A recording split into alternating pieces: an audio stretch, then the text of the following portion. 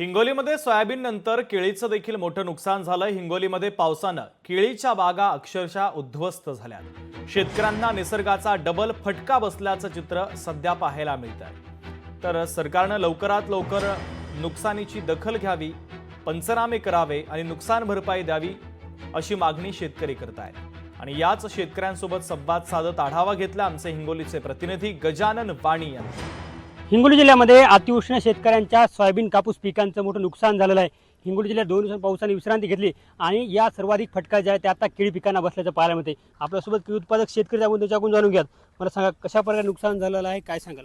सतत 15 दिवस कंटिन्यू पाणी पडल्यामुळे शेतामध्ये पातळी खूप वाढली होती। छाती इतकालं पाणी होतं, 2 पंप लावून पाणी उपसून काढलं आणि आतापर्यंत केळीला 1 ते 1.5 लाख रुपये खर्च झाला, कारण 4 महिने झाले आहे पीक लावून। पण सततनं पाऊस पडल्यामुळं जमिनीची पातळी खूप वाढली आणि काय झालं, आज शेतकऱ्यावर अशी परिस्थिती आली की आज मला उत्पन्न 6 ते 7 लाख रुपये उत्पन्न वर्षाला होत होतं, पण आज अशी परिस्थिती आली की सगळा मळा आज आम्ही उपटून टाकणार आहे।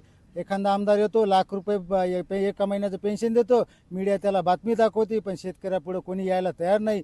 आणि सोशल कुठला तहसीलदार मंडळाधिकारी शेताच्या बांधावर यायला तयार नाही, कारण की तेच जे एखाद्या शेतकऱ्यांचं गांजाचं झाड असतं तर पूर्ण कलेक्टर सगळं तिथं टीम आली असती। आणि आज शेतकऱ्याच्या छाती इतकालं पाणी वावरत असून कुठलाही प्रशासकीय कर्मचारी बांधावर यायला शेतकऱ्याच्या तयार नाही। त्याच्यामुळं शेतकऱ्याला तात्काळ मदत ताबडतोब द्यायला पाहिजे आणि हेक्टरी 50 ते 60 हजार दिली पाहिजेत, नाही तर शेतकरी कुठलाच दिवाळी सण साजरा करणार नाही आणि शेतकऱ्याला आत्महत्या केल्याशिवाय पर्याय नाही। आपण बघितलं असेल की हे शेतकऱ्यांच्या व्यथा आहेत। संपूर्ण पीक आता पाण्यात गेलेले, कारण की जवळपास 10 वर्षापासून असा कधी पूर आला नव्हता आणि या संपूर्ण शेतकऱ्यांच्या शेतामध्ये पाणी झालेलं आहे। आता तरी मायबाप सरकारनं शेतकऱ्यांच्या पाठीमागे उभं राहावं आणि ओला दुष्काळ जाहीर करावा, शेतकऱ्यांना 50,000 रुपये हेक्टरी मदत करावी अशी मागणी आता शेतकरी करतोय।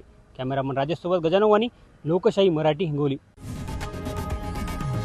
लोकशाही मराठी ऐका, पहा, जागरूक रहा।